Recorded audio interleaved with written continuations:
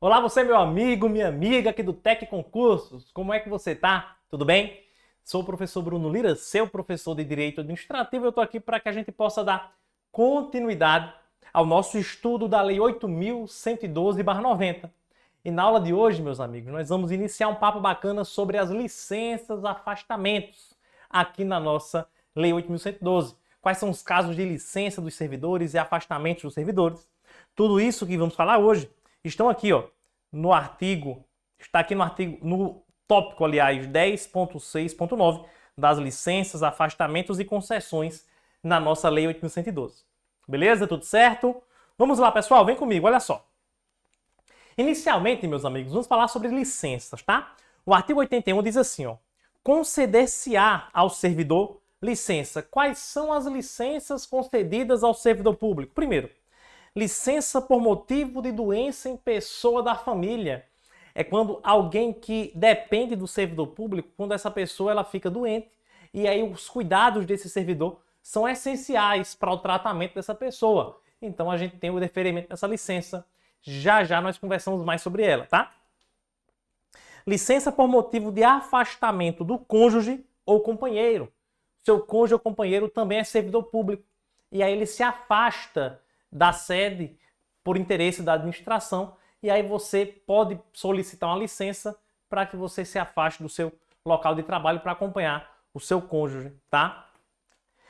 Licença para serviço militar, licença para atividade política, licença para capacitação e licença para tratar de interesses particulares e, por último, licença para desempenho de mandato classista, tá? São essas as licenças previstas aqui no nosso artigo 81, na nossa Lei 8.112. O parágrafo 3º, gente, ele faz referência especificamente a esse inciso 1 aqui, tá? A licença por motivo de doença em pessoa da família. E ele diz assim, ó, é vedado o exercício de atividade remunerada durante o período da licença prevista no inciso 1 deste artigo. Ou seja, pessoal, quando você solicita uma licença para cuidar de um parente, de uma pessoa de sua família, que nós vamos ver aqui quem são essas pessoas, quando você solicita essa licença, entende-se que você está deixando de trabalhar no órgão para cuidar desse parente. Então, se você está no gozo de licença por motivo de doença em pessoa da família, você não pode exercer quaisquer atividades remuneradas, não pode exercer qualquer uma. Não pode ter nenhuma atividade remunerada sendo prestada por você durante esse período. Tudo bem? Porque você está de licença para se dedicar integralmente aos cuidados deste seu parente. Beleza, pessoal? Tranquilo? Então vamos agora, pessoal, entender sobre cada uma dessas licenças, tá? Vamos entender aqui como funciona cada uma delas, quais são as regras e requisitos. Primeiro, licença por motivo de doença em pessoa da família, prevista aqui no artigo 83. O artigo 83 diz assim, ó, poderá ser concedida licença ao servidor por motivo de doença em cônjuge, companheiro, pais, filhos, padrasto ou madrasta, enteado ou dependente, que viva às suas expensas e conste no assentamento funcional. Então vejam só, pessoal. Primeira regra importante que a gente tem que saber a respeito da licença por motivo de doença em pessoa da família são as pessoas. Quem são os parentes que eu posso tirar licença para cuidar dele? Não é qualquer parente, não é qualquer pessoa da família. São pessoas específicas. Primeiro, cônjuge ou companheiro, tá? Pais, ascendentes de primeiro grau, filhos, descendentes de primeiro grau, padrasto ou madrasta, que estão ali, digamos que estão ali equiparados aos parentes de primeiro grau, ascendentes de primeiro grau, enteado, que estão ali equiparados aos descendentes de primeiro grau. Ou dependente. Veja, se a pessoa não for nem cônjuge, companheiro, pais, filhos, padrasto ou madrasto ou enteado, pode ser também um dependente econômico do servidor que viva às suas expensas. Ou seja, tem uma pessoa que mesmo que ela não seja da minha família, mesmo que ela não seja do meu sangue, mesmo que ela não seja parente legal, mesmo que ela não seja da minha família, mas se essa pessoa é meu dependente legal, ou seja, dependente que viva às minhas expensas, ou seja, dependente econômico, por exemplo, é um sobrinho que eu estou criando aqui. É um sobrinho que eu crio esse sobrinho. É um sobrinho que eu tenho a guarda legal desse sobrinho, por exemplo. Eu não sou pai, eu sou tio. O sobrinho não está dentro desse rol de parentes que a gente viu aqui, mas eu estou cuidando dele, eu tenho uma guarda legal, inclusive. Ele consta no meu assentamento funcional como meu dependente. Quando eu fui tomar posse, eu informei, perguntou lá, tem dependente econômico? Eu falei, tenho. Meu sobrinho aqui, eu tenho a guarda dele, eu informei lá. Então, se esse meu sobrinho, que eu tenho a guarda dele, por exemplo, a guarda é um exemplo, né? Mas se esse sobrinho, que é meu dependente econômico, que vive sob minhas expensas, e consta no meu assentamento funcional que ele é meu dependente econômico, aí se esse sobrinho ficar doente, eu posso tirar a licença para cuidar dele. Beleza? Aí ele fala que para que haja, meus amigos, o deferimento dessa licença, é necessário comprovação por perícia médica oficial. Ou seja, esse meu parente que está doente vai se submeter a uma perícia médica oficial promovida pelo órgão para que seja realizada a perícia, para que seja constatada a doença e para que seja constatada a necessidade de o servidor se afastar para cuidar dele. Beleza? Parágrafo 1º. A licença somente será deferida se a assistência direta do servidor for indispensável e não puder ser prestada simultaneamente com o exercício do cargo ou mediante compensação de horário, na forma do disposto do inciso 2 do artigo 44. Veja só, o que é que ele está dizendo aqui? Olha, essa licença, de fato, ela só vai ser deferida se realmente for indispensável que o servidor preste uma assistência a esse parente. Primeiro ponto, tem que ser indispensável a assistência do servidor a esse parente. Segundo ponto, essa assistência indispensável do servidor ao parente tem que ser aquela assistência que não pode ser prestada simultaneamente com o exercício do cargo. Ou seja, eu vou provar que, por exemplo, eu preciso pegar esse meu parente e levar para fazer exames todos os dias, levar para o médico, fisioterapia, tratamento, terapia. Todos os dias eu preciso auxiliar, preciso prestar assistência todos os dias no horário de trabalho. É pela manhã e pela tarde, por exemplo, e manhã e tarde é o horário do trabalho, então é incompatível, não dá. Agora, por exemplo, se é um caso em que minha assistência pode ser prestada de maneira simultânea com o exercício do cargo ou função, ou seja, eu tenho como trabalhar e tenho como prestar assistência ao mesmo tempo, aí eu não tenho licença, aí eu não tenho direito à licença. Tudo bem, pessoal? Beleza? Ok. Parágrafo 2º. A licença que trata o caput, incluídas as prorrogações, poderá ser concedida a cada período de 12 meses, nas seguintes condições. Ou seja, a cada 12 meses eu tenho direito a essa licença, meus amigos. Primeiro, até 60 dias com remuneração. Ou até 90 dias sem remuneração. Tá? Consecutivos ou não. Eu posso tirar 30, mas depois mais 30. Não importa. Agora, os primeiros 60 dias eu tenho direito à minha remuneração tranquilo. Agora, o que passa de 60 dias até 90, esses 30 dias a mais, os 60 dias, aí eu não tenho direito à remuneração, tá? Então funciona da seguinte forma. Os primeiros 60 dias eu tenho direito à remuneração. Agora, de 61 a 90 dias, aí é sem remuneração. Sem remuneração. Beleza? Tranquilo? Show de bola. Vamos falar sobre a licença por motivo de afastamento. Licença por motivo de afastamento do cônjuge. O artigo 84, meus amigos, ele diz assim, ó. Poderá ser concedida licença ao servidor para acompanhar cônjuge ou companheiro que foi deslocado para outro ponto do território nacional, para exterior ou para o exercício de mandato eletivo nos poderes executivo e legislativo. Gente, vamos supor que, por exemplo, minha esposa é servidora pública. E aí eu sou servidor público estadual, vamos supor que minha esposa é servidora pública federal. Ela foi afastada para outro estado. E aí, lógico, eu vou acompanhá-la para ir morar com ela nesse novo estado. Só que, veja, eu sou servidor público estadual na Paraíba. Nesse novo estado, provavelmente, muito provavelmente, não vai existir um órgão público estadual da Paraíba, para que eu possa trabalhar lá. Ah, vamos supor que ela foi deslocada para a Bahia, para trabalhar na Bahia. Lá na Bahia, chegando lá, não existe órgão público estadual da Paraíba, lá na Bahia, para eu trabalhar. O que é que eu faço? Eu não tenho como pedir remoção. Se houvesse um órgão público lá, eu pediria remoção. Lembra que nós falamos em aulas anteriores? Mas aqui não tem como, porque lá na Bahia não tem um órgão público da Paraíba.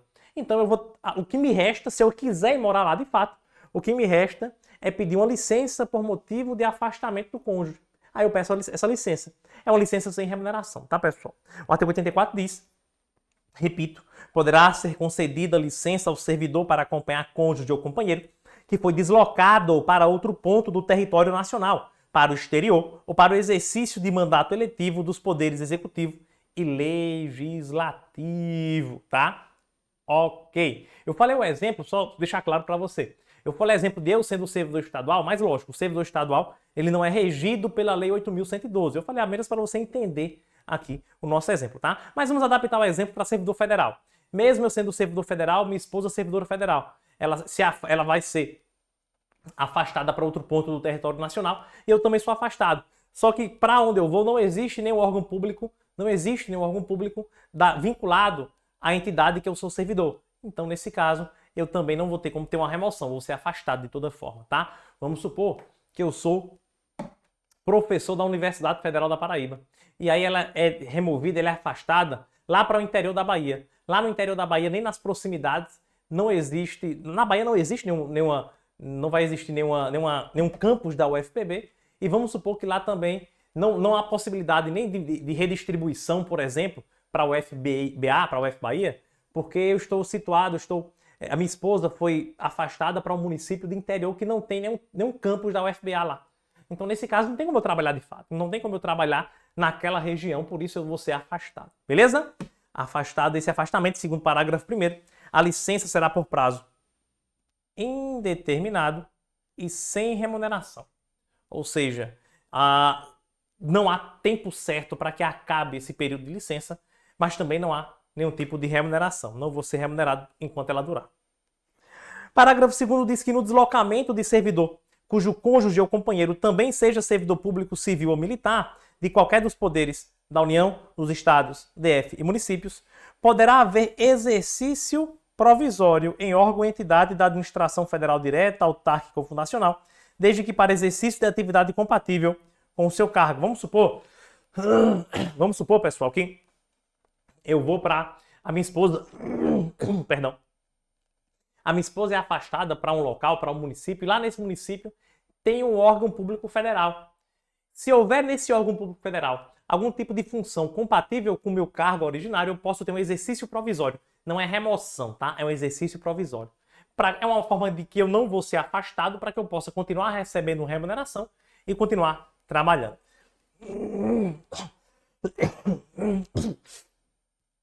Licença para o serviço militar.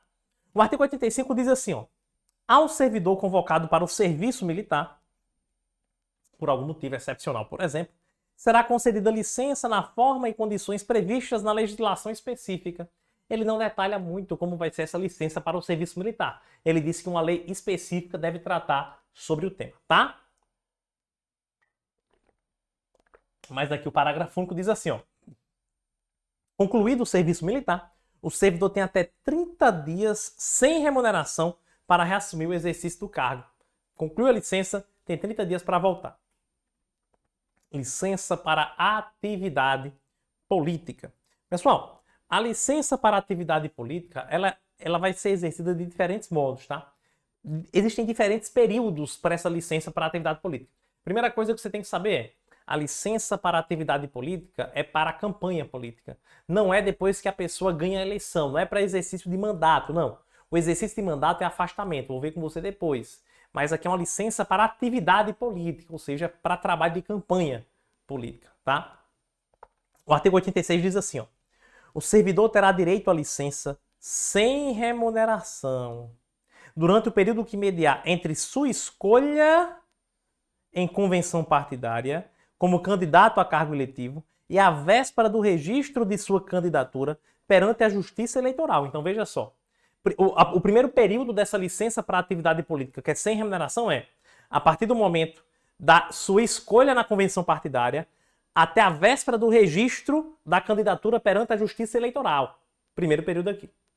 Parágrafo 1º diz, o servidor candidato a cargo eletivo na localidade onde desempenha suas funções e que exerça cargo de direção, chefia o assessoramento, arrecadação ou fiscalização, dele será afastado a partir do dia imediato ao do registro da candidatura perante a Justiça Eleitoral, até o 10º dia seguinte ao do pleito. Aqui já é um segundo período. O primeiro período que eu vi com você é escolha na convenção partidária até a véspera do registro da candidatura na Justiça Eleitoral. O segundo período é a partir do registro da candidatura na Justiça Eleitoral até 10 dias após a eleição, o pleito. Então são 2 períodos. Gente, nesse parágrafo primeiro, ele não fala do servidor efetivo. Ele fala daquele servidor que exerce cargo de direção, chefia, assessoramento, ou seja, cargo em comissão, ou até mesmo cargo de arrecadação ou fiscalização. Deve se afastar. Dele será afastado. Veja, esse afastamento é obrigatório. Dele será afastado. Por quê? A ideia do legislador, meus amigos, é evitar conflito de interesse, tá? Ora, se esse cara exerce um cargo de arrecadação, fiscalização, assessoramento, direção, chefia, se ele continua exercendo o cargo e realizando campanha política, existe uma grande chance aí de haver conflito de interesse, dele usar o cargo para fazer campanha. Então, para evitar isso, a lei diz, dele vai ser afastado. Obrigatoriamente ele vai ser afastado.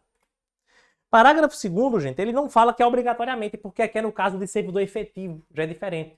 O servidor efetivo não exerce influência sobre os demais. O cara que exerce um cargo de direção, se ele está exercendo o cargo e ao mesmo tempo fazendo campanha política, existe uma grande possibilidade dele influenciar os subordinados, dele coagir os subordinados a votar nele. O que é diferente do parágrafo 2º, porque no parágrafo 2º é o servidor efetivo, do cargo efetivo. Então diz assim, a partir do registro da candidatura até o 10º dia seguinte ao da eleição, é o mesmo período do parágrafo 1º, tá? O servidor fará jus à licença assegurados os vencimentos do cargo efetivo, somente pelo período de 3 meses. Deixa eu te explicar como é que funciona todos esses períodos aqui. Eu fiz um esqueminha para você não confundir, tá? Vejam só, existem 2 períodos importantes. O primeiro período é a partir do momento da escolha na convenção partidária até a véspera do registro da candidatura na Justiça Eleitoral. Então aqui, esse período aqui, esse período aqui, tá? Até a véspera. Importante destacar que é a véspera do registro da candidatura na Justiça Eleitoral. Então, dentro desse período, meus amigos, eu tenho licença, professor? Ora, dentro desse período tem. Qualquer um, seja efetivo, seja servidor comissionado, direito à licença sem remuneração. Aqui é direito, tá? Eu exerço se quiser. Aqui eu não sou obrigado. Em qualquer caso, até no caso de cargo em comissão, fiscalização ou arrecadação, esse primeiro período de licença não é obrigatório, até porque é sem remuneração. Então esse primeiro período de licença não é obrigatório, tá? Aí eu tenho o segundo período. O segundo período, gente, é do dia do registro. No dia do registro aqui de candidatura na Justiça Eleitoral, até 10 dias, veja, até 10 dias após a eleição. Do dia do registro da candidatura na Justiça Eleitoral. Aí eu tenho o dia da eleição, mas essa licença ainda dura mais do que o dia do pleito. Ela vai até 10 dias após o pleito. 10 dias após o dia da eleição, 10º dia seguinte. Beleza? Quais são as licenças aqui? A gente já viu. Primeiro é aquele candidato de função de direção, chefia e assessoramento, arrecadação ou fiscalização. Esse cara, ele tem que ser afastado. A licença é obrigatória nesse caso. Esse candidato a cargo eletivo na localidade onde desempenha funções de direção, chefia, assessoramento, arrecadação ou fiscalização. Ele tem que ser afastado. Nesse caso, pessoal, não tem remuneração, tá? Não tem remuneração. É sem remuneração nesse caso porque a lei não prevê. O que é diferente no segundo caso. O detentor de cargo efetivo, ele faz jus à licença assegurados no seu vencimento. Então, o detentor do cargo efetivo, ele vai ter a licença nesse período e vai ter a sua remuneração, o vencimento tranquilamente. Um ponto importante que eu preciso destacar com você aqui. Veja só. Veja só. Nesse caso, pessoal, não há essa. O que eu vou falar agora não se aplica para esse primeiro caso de direção, chefia, assessoramento, fiscalização ou arrecadação. Se aplica para o segundo caso, o cargo efetivo. No caso do cargo efetivo, gente, essa licença com remuneração, ela dura até o 10º dia seguinte ao da eleição, ou até 3 meses, o prazo que for alcançado primeiro. Como assim, professor? Vamos supor que em determinada eleição, pessoal, vamos supor que do dia do registro da candidatura na Justiça Eleitoral A partir desse dia, a gente foi passando o tempo, passando o tempo, passando o tempo. E quando chegou nesse momento aqui, ó, deu 30 dias. 30 dias, não, perdão, 3 meses. Deu 3 meses. Como assim, professor? Ora, a gente chegou a 3 meses a partir do registro da candidatura na Justiça Eleitoral. A gente chegou a 3 meses antes de chegar em 10 dias após o pleito. Então, nesse caso, a licença vai terminar aqui nos 3 meses. Não vamos esperar 10 dias após o pleito. Ficou claro? Então, qual o prazo da licença para o cargo efetivo? Essa licença remunerada. O prazo é 10 dias após o pleito ou 3 meses a partir do registro da candidatura na Justiça Eleitoral. 10 dias após o pleito ou 3 meses. O que chegar primeiro? O prazo que for alcançado primeiro. Se 10 dias após o pleito for menos que 3 meses, beleza. Então, do registro até 10 dias após o pleito, esse prazo foi menor que 3 meses. Então, show de bola. Mas se eu chego em 3 meses a partir do registro e não chegou ainda 10 dias após o pleito, a gente conclui a licença quando chega nos 3 meses. Tranquilo? Beleza? Show, show, show de bola. Com isso que eu vi com você aqui, já dá pra gente fazer questão, tá, pessoal? Deixa eu abrir uma questão aqui. Questãozinha da banca Instituto Consulplan. Diz assim, ó. Amanda é servidora pública civil da União e requereu à administração pública a concessão de licença pelo período de 30 dias para cuidar de seu pai, que está doente. Então, veja, licença para tratar de doença em pessoa da família. Beleza? Aquela licença que a gente viu lá no início. Ela pediu por um período de 30 dias. Vamos lembrar um pouquinho o que a gente falou. A gente viu que essa licença ela dura 60 ou 90 dias. 60 dias, no caso, com remuneração. Até 60 dias, na verdade. E até 90 dias sem remuneração. Ok. 30 dias, tá beleza. Para tanto, Amanda apresentou o requerimento instruído com documentos médicos que comprovavam o estado de saúde do genitor. Show de bola. Ao verificar a documentação, a administração pública entendeu pela procedência do pedido e concedeu à servidora uma licença por motivo de doença em pessoa da família, pelo prazo de 30 dias. Ok. No 25º dia do afastamento, Amanda prestou serviços de consultoria remunerada para 2 empresas privadas. Opa! Veja, o afastamento, a licença foi de 30 dias. Mas no 25º dia da licença, ela prestou serviço de consultoria remunerada. Isso pode, professor? A gente viu que não. A gente viu que não pode. Por que não pode? Porque a lei é clara, ela diz, nesse caso de licença de doença em pessoa da família, ela não pode exercer atividade remunerada, qualquer atividade, porque o tempo que ela tem de licença tem que ser dedicado para cuidar daquela pessoa da família dela. Beleza? Ok, a questão diz assim.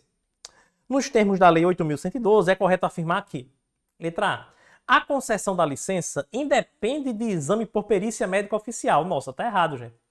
A gente viu que a perícia é obrigatória, né? Então, tá errado. Letra B. No caso pretendido, Amanda poderá se afastar por até 90 dias com remuneração. Aí não, gente. Com remuneração não é até 90 dias, é 60, como eu falei com você aqui. Letra C fala que durante o período de gozo da licença, é vedado a Amanda o exercício de qualquer atividade remunerada. É isso mesmo. Gabarito, letra C. É o que a gente conversou. E letra D. Para a concessão de licença por motivo de doença em pessoa da família, não é necessário comprovar que a assistência direta do servidor é indispensável. Ora, tá errado. Esse não aqui tá errado. É necessário sim, pessoal. É necessário sim comprovar que a assistência direta do servidor é indispensável. Eu tenho que comprovar 2 coisas. Primeiro, que a assistência direta do servidor é indispensável para cuidar da saúde daquela pessoa da família. E segundo, eu tenho que provar que eu não consigo realizar essa assistência simultaneamente ao exercício do cargo. Beleza? Tranquilo? Então, letra C é o nosso gabarito. Antes de a gente finalizar a aula, estamos aí chegando ainda a 25 minutos, vamos falar sobre mais algumas licenças que eu vou te mostrar aqui. Licença para capacitação, artigo 87. A licença para capacitação, gente, é uma licença que antes era conhecida como licença prêmio. Só que essa licença prêmio ela foi modificada. Ela não existe mais uma licença prêmio como existia antes. E agora é licença para capacitação, tá? Então o artigo 87 ele diz assim, ó. O artigo 87 diz: após cada quinquênio de efetivo exercício, o servidor poderá no interesse da administração. O que é quinquênio, professor? É a cada 5 anos. Cada 5 anos. A cada 5 anos, pessoal, o servidor público federal, ele poderá, no interesse da administração, afastar-se do exercício do cargo efetivo, tem que ser efetivo para ter direito a essa licença, com a respectiva remuneração. Ele vai ter direito a receber a remuneração dele tranquilamente, com remuneração. Por até 3 meses, importante o prazo máximo dessa licença. A cada 5 anos, eu posso me afastar por até 3 meses. Para quê? Para participar de curso de capacitação profissional. Então, a cada 5 anos, eu me afasto por até 3 meses para participar de um curso de capacitação profissional. O parágrafo único diz que os períodos de licença de que trata o caput não são acumuláveis. É muito importante essa determinação aqui do parágrafo único, pessoal. Ela quer dizer o seguinte, vejam só. Ela quer dizer que, olha, esse camarada, ele teve 5 anos de efetivo exercício, ele vai ter direito à licença. Agora, vamos supor que passou 5 anos, ele não gozou a licença. Passou mais 5 anos, passaram 10 anos. Aí agora ele vai gozar uma primeira licença para capacitação. Quer dizer, gente, que se passaram 10 anos, ele não vai acumular aqueles 5 anos inicialmente, mais os 5 anos posteriores, para que ele tenha direito a 2 licenças, não. Não, senhor. Não são acumuláveis. Ah, professor, se eu vou esperar, vou juntar. Vou esperar dar 10 anos, que aí eu me afasto por 6 meses. Não, não tem esse direito não, tá? Não tem esse direito não. Não são acumuláveis. Se eu perdi, perdeu. Perdeu o período de 5 anos, já era. Não vai acumular não. Beleza? Tranquilo? É isso, tá? Então vamos passando aqui para a próxima licença. Artigo 91, gente, vai falar sobre a licença para tratar de interesses particulares. Essa licença aqui, gente, é a famosa licença sem vencimento. Comumente conhecida, licença sem vencimento. O que é a licença sem vencimento? Essa licença para tratar de interesses particulares é que você solicita uma licença porque você quer fazer outra coisa da vida durante aquele período. Olha, eu quero empreender. Eu quero estudar para outro concurso durante esse período. Eu quero trabalhar em uma empresa privada, me oferecer uma oportunidade muito boa, vou trabalhar nessa empresa privada e vou pedir uma licença para tratar de interesses particulares. Pode ser. Você não precisa justificar. Você não precisa justificar para a administração por que você está pedindo aquela licença. Porque é para tratar de interesses particulares. Então é possível você, servidor público efetivo, desde que estável, já tem que ter alcançado a estabilidade, você pode adquirir essa licença. E essa licença é durante o prazo de até 3 anos, tá? Ela diz aqui, ó. Por que a critério da administração, professor? Porque a administração, ela não é obrigada de conceder essa licença. Ela concede se quiser. Ela concederá essa licença para você se ela entender conveniente e oportuno, tá? Você solicita e ela vai analisar. A critério da administração poderão ser concedidas ao servidor ocupante de cargo efetivo, desde que não esteja em estágio probatório, ou seja, tem que ser estável, licença para o trato de assuntos particulares, pelo prazo de até 3 anos consecutivos, sem remuneração. Não recebo nada durante esse período. A licença poderá ser interrompida a qualquer tempo, a pedido do servidor ou no interesse do serviço. Então, eu peço a licença. A licença, gente, ela não tem um prazo determinado. Ela tem um prazo máximo de 3 anos. Mas quando ela é publicada, ela não é publicada assim, a licença vai ser de 1 ano, vai ser de 2, de 3. Não. Mas vai ter uma licença, tá? Se eu estou usando essa licença, se nem eu pedir para voltar antes, e se a administração não solicitar meu retorno antes, eu vou ficar 3 anos. Depois dos 3 anos, a licença acaba e eu tenho que retornar. Agora, durante os 3 anos, exemplo, passou 1 ano, quero voltar, eu solicito e volto. Se a administração pública quiser que eu retorne dentro desse período de 3 anos, ela me convoca também. Beleza? Tranquilo? Essa é a licença para tratar de interesses particulares. Licença para o desempenho de mandato classista. A lei diz assim, meus amigos, artigo 92.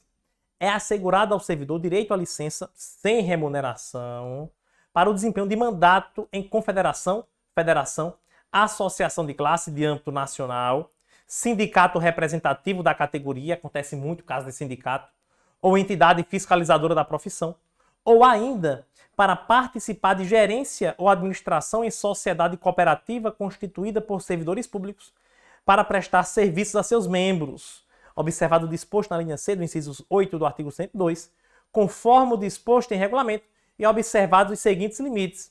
Para entidades, pessoal, para entidades de classe com até 5.000 associados, eu posso ter 2 servidores exercendo o mandato, gozando desse tipo de licença. Para entidades de 5 mil, que tem de 5 mil a 30 mil associados, eu posso ter até 4 servidores. Até 4 servidores gozando dessa licença para exercer esse mandato.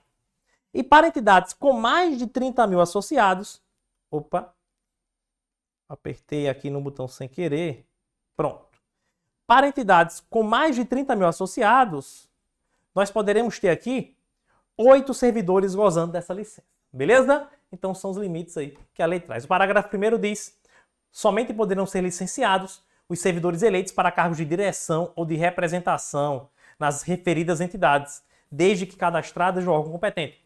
Se o camarada foi eleito para um cargo que não é de direção ou não é de representação, ele pode exercer o mandato dele, mas não tem direito à licença, tá? A licença, que é sem remuneração, que eu já falei, só vai ter direito o servidor que é eleito para cargo de direção ou de representação nessa entidade. E o parágrafo 2º diz que a licença terá duração igual à do mandato, podendo ser renovada no caso de reeleição. Se o mandato é de 4 anos, a licença é de 4 anos. Se o mandato é de 3 anos, a licença é de 3 anos. Se houver reeleição, a licença vai ser renovada também. Beleza? Meus amigos, para a gente encerrar a nossa aula de hoje, eu quero te mostrar quais são os casos, quais são as situações em que o servidor em estágio probatório não tem direito à licença. Quais são as licenças que não são concedidas ao servidor no estágio probatório? Se liga. Quais são as licenças que não são concedidas ao servidor no estágio probatório? São essas licenças. Presta muita atenção agora e aumenta o volume. Se você está com o volume baixo aí, o volume do seu notebook, do seu computador, do seu celular, aumenta o volume para você ouvir. Olha só.